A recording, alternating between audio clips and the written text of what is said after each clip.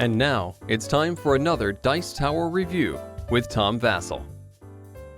Hey folks, I'm Tom Vasel. Today we're taking a look at Monster Crunch, the breakfast battle game. Each year, Big G comes out with some IP-themed games. They came out with a whole slew of them this year. Home Alone, Brady Bunch, and Monster Crunch, the breakfast battle game, is one that got the most buzz. I don't know if it's because people my age have a nostalgic remembrance of Count Chocula, Frankenberry, Boo Berry, and whatever the other two are called. Fruit Brute and Yummy Mummy, but I've never seen Yummy Mummy. I've heard of it but never saw it, and then Fruit Brute I never even heard of until this game came out. But still, there's that nostalgic feeling to cereal, but I actually heard it was a good game. So what this is, Monster Crunch, is it's what we call a ladder climbing or a shedding card game where you're essentially trying to get rid of all your cards. Also, it has something to do with breakfast cereal. Oh, not really. Let me show you.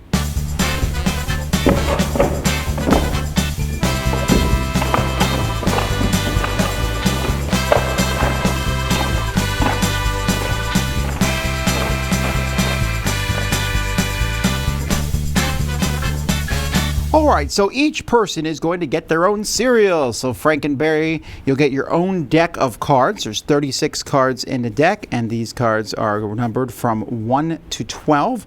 So you have the different cards in here. Hey, wait a minute, Frankenberry, you have a Yummy Mummy card in your deck.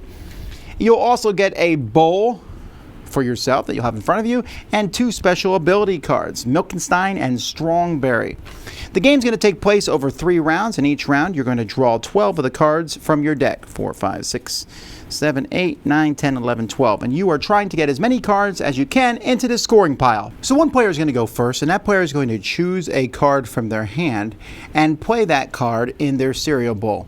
The next player is going to be picking a card from their hand, and they have to play it, and it has to be the same number or higher. And each player is going to go around and play cards. If you can't, you're going to pass. If you pass, you take a milk token. And we keep going until everyone but one person has passed. Then everyone is going to take all their cards and put them in the score pile. The last person does not get to get a milk token. So why do you want a milk token? Well, because you can spend a milk token to play 2 cards of the same number. So I could play a milk token here and play 2 5s, and now I've played a 10. Which it doesn't, that's not that big of a deal. But if I play like 2 9s, it's an 18. The next person's going to be forced to pass unless they can play like 2 10s. You can also play a milk token to play consecutive numbers. So I could play a milk token to play an 8 and a 9. You can play more than one milk token if you have more than one of the same number. So I could have played 3 5s for 2 milk tokens, and it has a 15.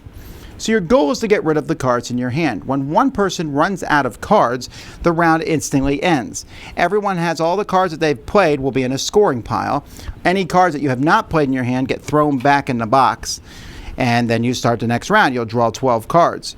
Whenever somebody is the last person to play cards, after everyone has played cards, that's the person who puts out the next one, and you just keep going on.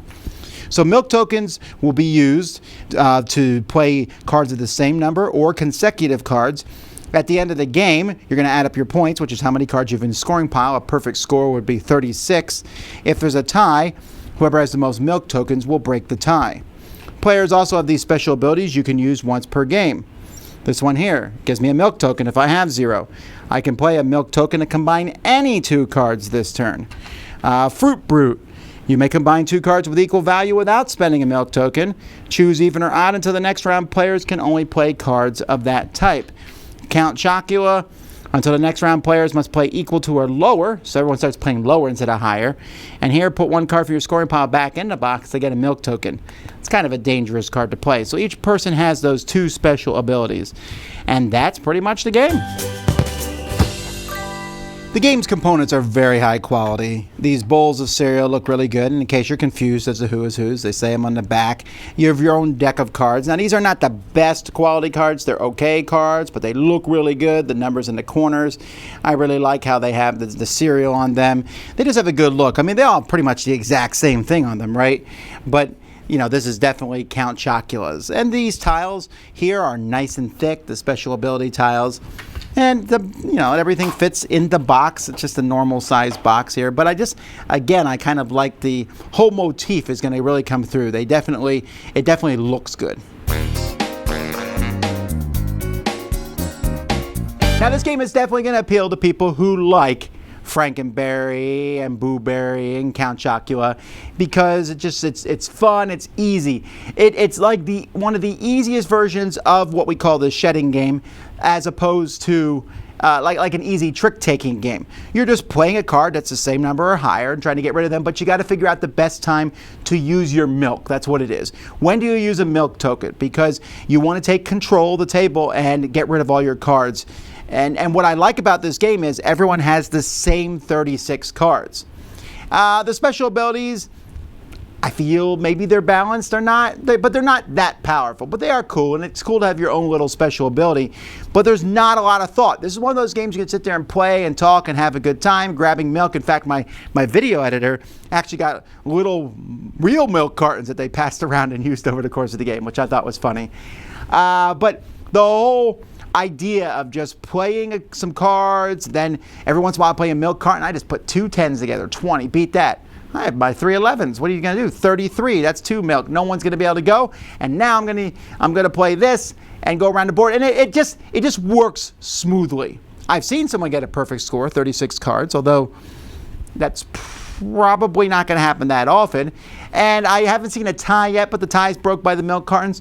Again, this whole thing has this nice, easy going. There's definitely some tactics and strategy more than you might think, but it's not like as complex or as deep as Tichu and other games that are in this same genre.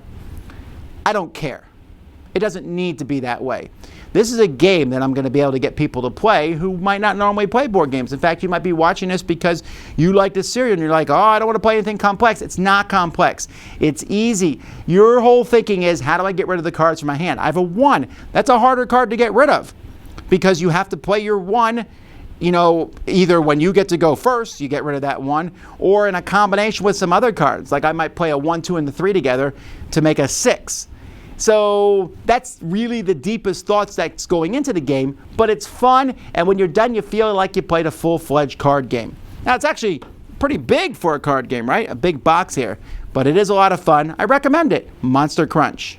Dice Tower Judgment approved.